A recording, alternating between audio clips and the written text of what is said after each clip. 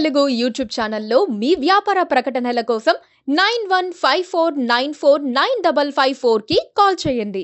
మనిషికి 100 ఏళ్ల జీవితకాలం, కానీ ఆ టార్గెట్ను అందుకునేవారు చాలా తక్కువ. మధ్యలోనే ప్రాణాలు వదిలేస్తూ ఉంటారు. కానీ జపాన్ ప్రజలు మాత్రం సులువుగా 100 ఏళ్లు బతికేస్తూ ఉంటారు. మామూలుగా ప్రపంచ దేశాల్లో ప్రజల ఆయుర్దాయం తగ్గిపోతూ వస్తోంది. భారత్లో ప్రస్తుతం 70 ఏళ్లు బతకడమే గొప్ప. అంతకు మించి బతికితే బోనస్ అన్నట్టే. ప్రపంచ దేశాలతో పోల్చి చూస్తే జపాన్లోని ప్రజల ఆయుర్దాయం ఎక్కువ.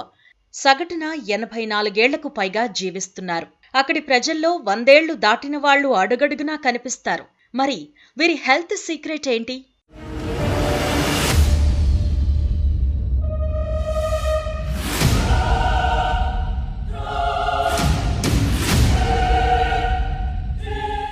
మనుషుల జీవనకాలం తగ్గిపోవడానికి అనేక కారణాలుంటాయి.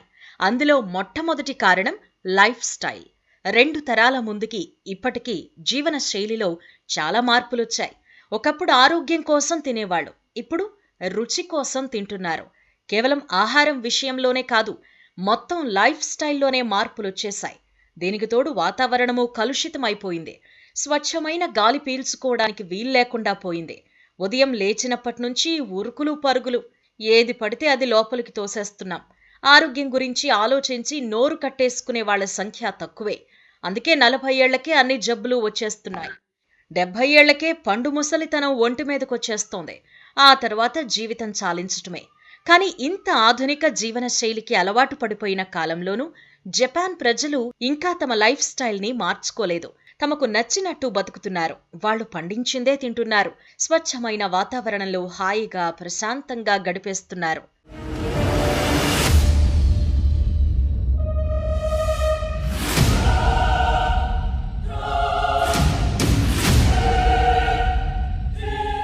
ప్రపంచ దేశాలతో పోల్చి చూస్తే జపాన్లోని ప్రజల ఆయుర్దాయం ఎక్కువ. సగటున 84 ఏళ్లకు పైగా జీవిస్తున్నారక్కడి ప్రజలు.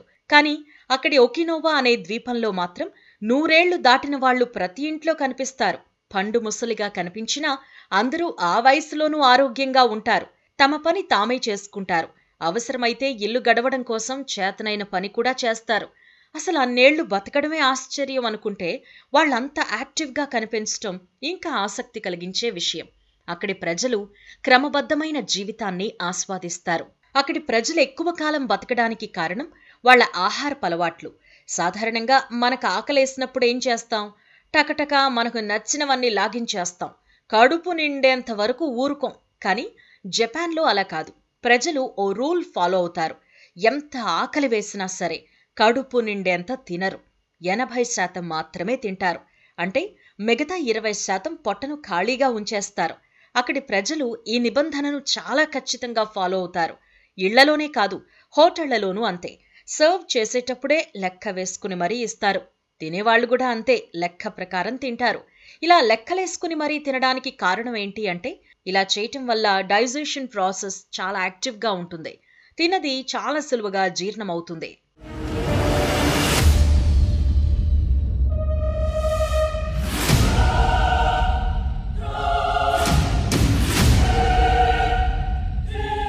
ఇక ఇక్కడి ప్రజలు ఓ స్పెషల్ డ్రింక్ తాగుతారు. అది కూడా వాళ్ళని 100 ఏళ్ల పాటు ఆరోగ్యంగా ఉంచుతుంది. చూడ్డానికి నిమ్మకాయలాగా ఉండే ఫ్రూట్స్ నుంచి ఈ డ్రింక్ని తయారు చేసుకుంటారు. ఇందులో యాంటీ ఆక్సిడెంట్స్ గుణాలు ఎక్కువగా ఉంటాయి. అంతేకాదు యాంటీ ఏజింగ్ గుణాలు ఉంటాయి. అంటే మన శరీరంలోని కణాలు వదిలవ్వకుండా చేస్తుంది. వయసు అయిపోకుండా ఎప్పుడూ చురుగ్గా యవ్వనంగా ఉండేందుకు తోడ్పడుతుంది ఈ జ్యూస్. బీపీ, షుగర్, కొలెస్ట్రాల్ని కంట్రోల్లో ఉంచుతుంది. అక్కడి ప్రజలు దీన్ని రోజూ తాగుతారు. ఈ పండ్లను ఎండబెట్టి వాటితో టీ తయారు చేసుకుంటారు. వీటి పేస్ట్ని కొన్ని డిషెస్లో గార్నిషింగ్ కోసం వాడతారు. చక్కెర చాలా తక్కువగా వాడతారు. ఎక్కువగా పండ్లు, కూరగాయలే తింటారు. ఈ ఆహారపు అలవాట్లతో పాటు వ్యాయామానికి ప్రాధాన్యత ఇస్తారు. మనకు యోగా ఎలాగో జపాన్ వాళ్లకి ఓ స్పెషల్ ఎక్సర్సైజ్ ఉంది. దీన్నే రేడియో ఎక్సర్సైజ్గా పిలుస్తారు. 1929లో తొలిసారిగా రేడియోలో ఈ వ్యాయామం గురించి చెప్పారు. అందుకే దానికి ఆ పేరు పెట్టారు. ఇది అందరూ కలిసి చేసే వ్యాయామం. అందరిలోనూ యూనిటీ పెంచడమే దీని ఉద్దేశం. చేతుల్ని గుండ్రంగా తిప్పడమే ఇందులోని స్పెషాలిటీ. చూడ్డానికి చాలా సింపుల్గా కనిపించినా ఈ వ్యాయామం వల్ల ఎన్నో ప్రయోజనాలుంటాయి. ఆరోగ్యం మన చేతుల్లోనే అంటూ ఉంటారు కదా. జపాన్ వాళ్ళు ఈ సూత్రాన్ని తూచా తప్పకుండా పాటిస్తున్నారు. కేవలం చేతులు తిప్పడంతోనే మంచి ఆరోగ్యాన్ని పొందుతున్నారు. ప్రతి దేశంలోనూ ఇలాంటి కట్టుబాట్లు, ఆరోగ్యపరమైన సంప్రదాయాలు ఉంటాయి. కానీ పాటించడంలోనే అంతా ఉంటుంది. జపాన్ వాళ్ళు పర్ఫెక్ట్గా పాటిస్తారు. అందుకే ఎక్కువ కాలం బతుకుతున్నారు. అదే సూక్ష్మంలో మోక్షం.